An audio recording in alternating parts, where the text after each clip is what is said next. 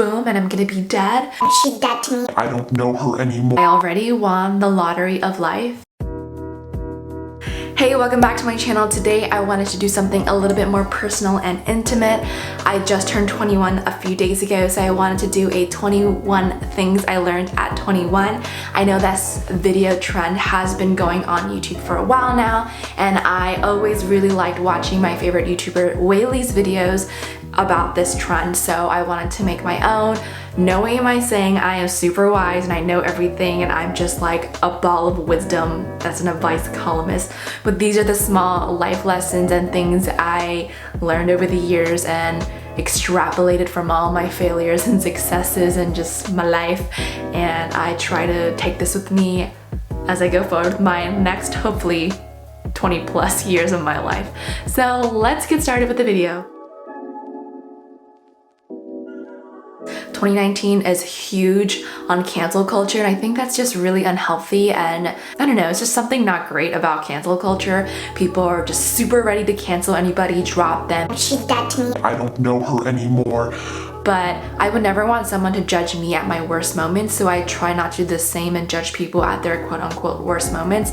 I try to understand the situation and see the situation with more compassion, empathy, love, and patience. And so hopefully I can take this going forward. I'm proud of myself in 2019. I really tried to do this as much as possible, so hopefully I will do this for many years to come.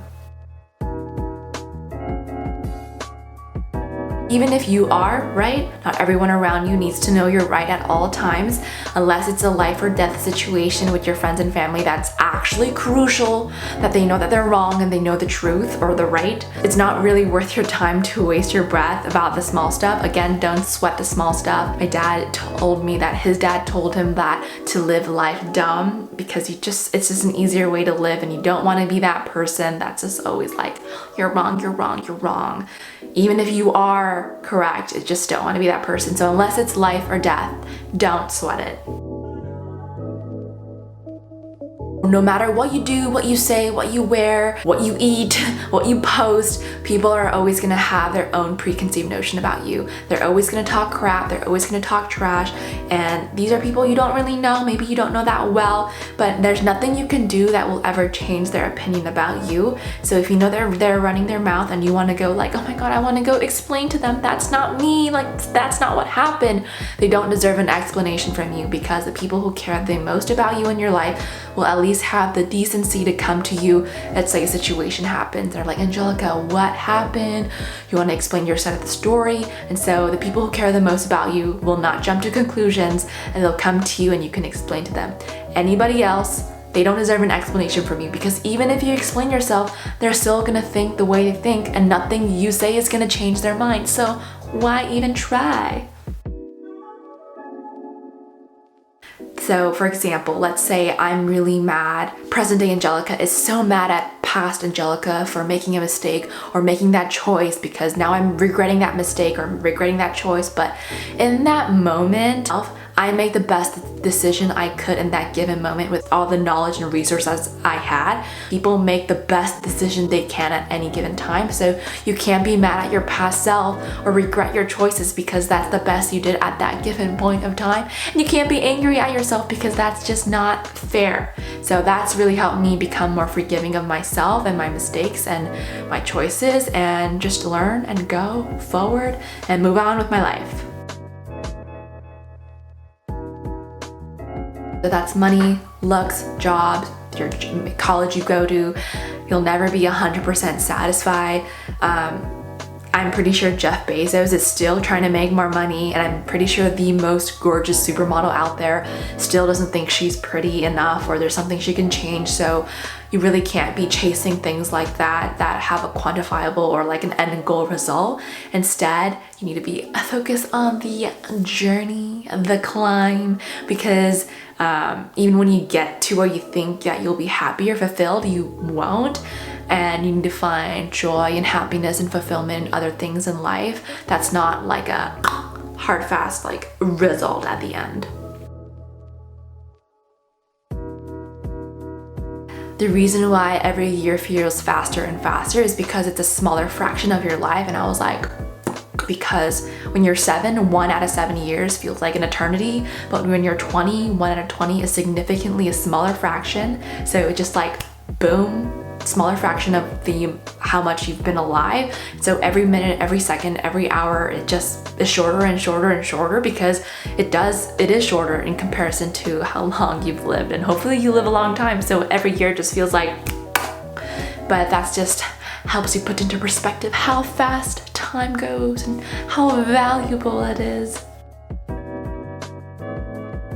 And to go off of this whole like time thing, I realized my life is just like a compilation of all the best moments, the worst moments, the fun parts, the bad parts, the good food, the bad food. It's just like a big slideshow compilation of it all, and I need to enjoy it, and sooner or later it's gonna go by like boom and I'm gonna be dead. So I need to enjoy every moment, stay present, and really enjoy the journey of that which is life.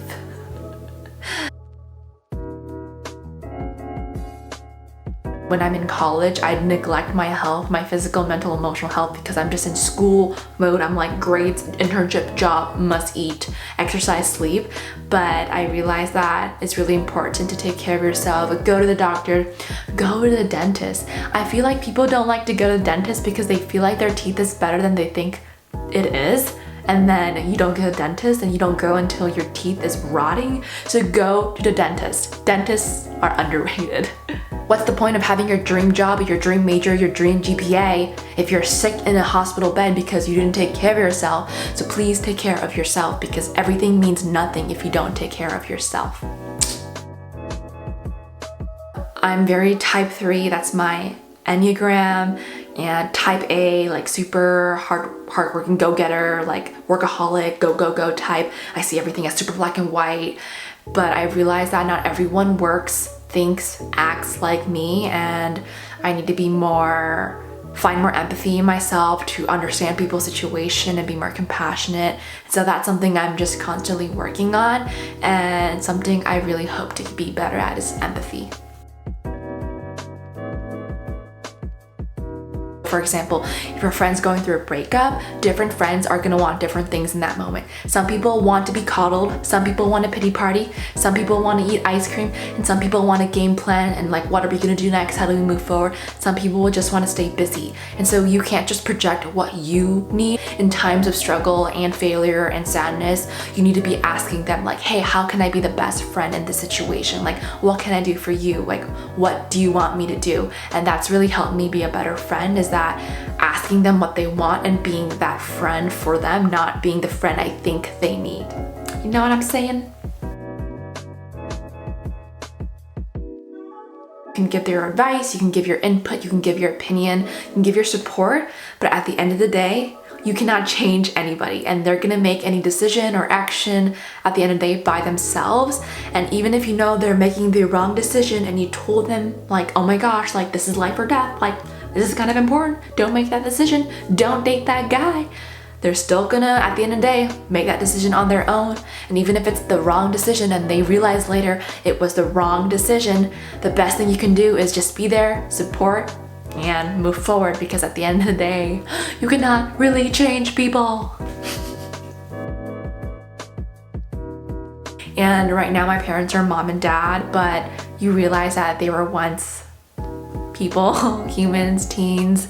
They had a life, they had dreams, they had vision, they actually were just like me. And I need to understand that when they're frustrated or struggling, or I don't know, just being human, and we just feel like our parents are superheroes and they're not human and they're not people, but really they're just like me. And so I try to realize that, and hopefully if I become a parent one day, I will realize that parent is a full-time job, and you really do put your life on pause, or maybe never even goes back to your own life when you have a kid, and that becomes like your purpose.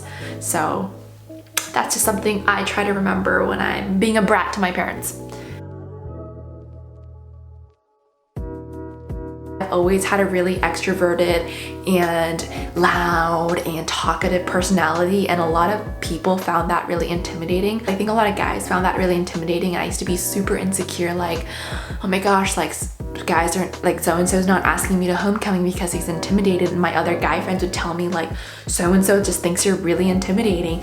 And for a second I thought about dimming myself, like being less Angelica, to make myself more presentable or likable by these people who find me too intimidating. But then I realized I should not be doing that for anybody, because if they can't handle me, they need to either grow up, or I need to find better people in my life that can not be intimidated by me and enjoy my presence and find joy and laughter and happiness in my personality and appreciate my personality. It's like that moment in Crazy Rich Asians. It's like, I can't make you feel like a man. It's not my job to make you feel like a man. I can't make you something you're not. I grew up really lucky and fortunate where I wasn't rejected a lot, period, whether it's people, colleges, things, grades. But the older I get, the more things I apply to, the more I put myself out in the real world, I realize that rejection is just a part of the process.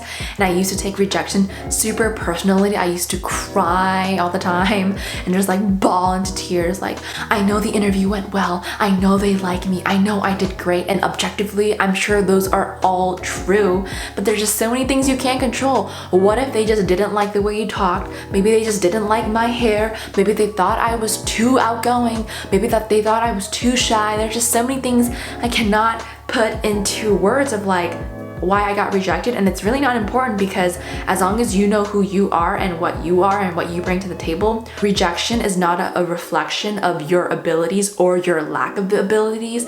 It's just a part of the process. Some of my most talented, perfect, good-looking friends will get rejected, and it's like, well, I don't know what it was, so, and it doesn't really matter because it's just a part of the process, so you cannot take rejection personally.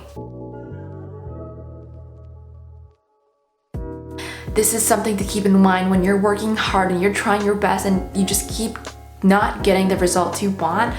There's so many things in life you can't control, luck, other uncontrollable factors, and it's so unfair to say that if you just work hard, you're gonna get everything you want. Think about all those people who are low income, 4 jobs, working probably the hardest out of anybody that you know, but they still can't get out of the poverty line, because some people are just built with better hands at life than others, and that's something to keep in mind instead of getting super frustrated and upset at yourself. There's just so many things you cannot control.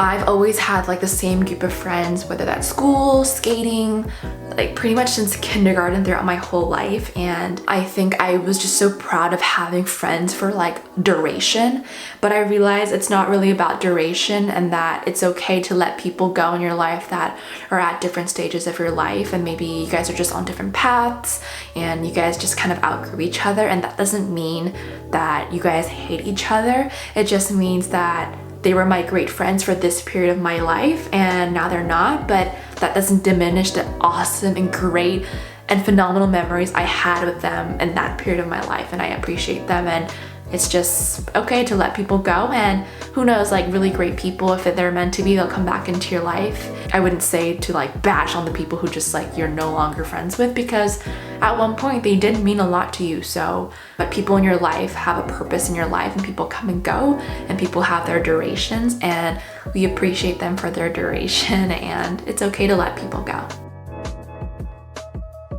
One of my biggest insecurities was that I was never really extraordinary at one thing, but I was just good at many things. So I know that sounds like, oh my god, like first world problem, a weird flex, but okay. But I was never like an A+ at any one thing. I was just like a solid B+, A- at a lot of things. And I used to be really insecure of that, because people always talk about like, oh, you don't want to be a jack of all trades, you want to be a sharp whatever, right? Like you want to be good at one thing, not mediocre at a lot of things. But I found that there's a lot to be proud of being great at a lot of things, and maybe I'll be the best at being great at a lot of things, but not the best at being the best at everything. But that's something I realized to really embrace and see as a blessing, not as a curse.